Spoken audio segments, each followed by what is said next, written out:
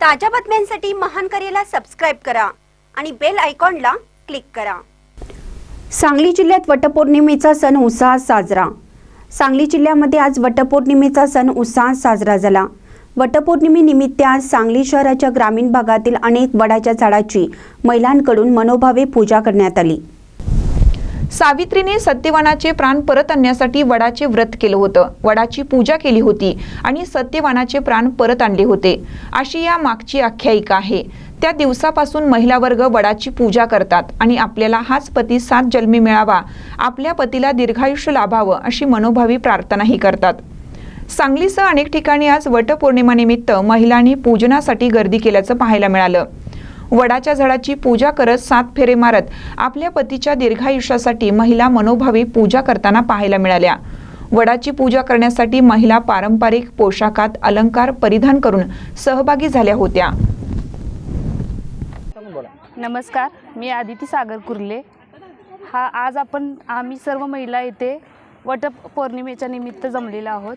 वटपौर्णिमा हा सण महिलांसाठी उत्साहपूर्ण असतो।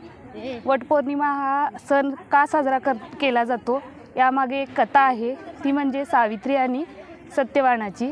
सत्यवानाचे प्राण परत आणण्यासाठी सावित्रीने जे व्रत केले त्यासाठी तिने वडाची पूजा केली।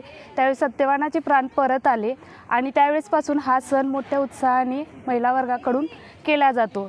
त्यावेळेस सर्व महिला येथे वडाची पूजा करण्यासाठी येतात।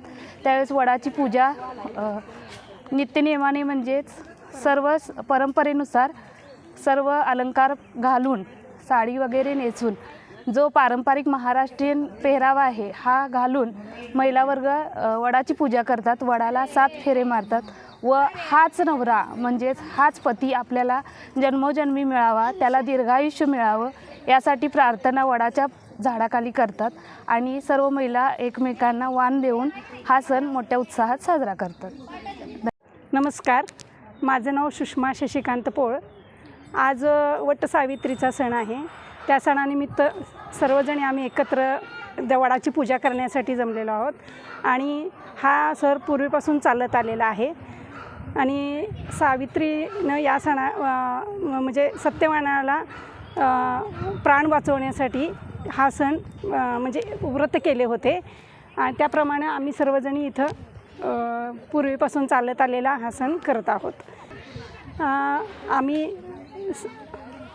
त्यासाठी वडाची पूजा करतो, वडाला 7 प्रदक्षिणा घालतो आणि जन्मोजन्मी हाच पती मिळावा यासाठी त्याची पूजा करतो।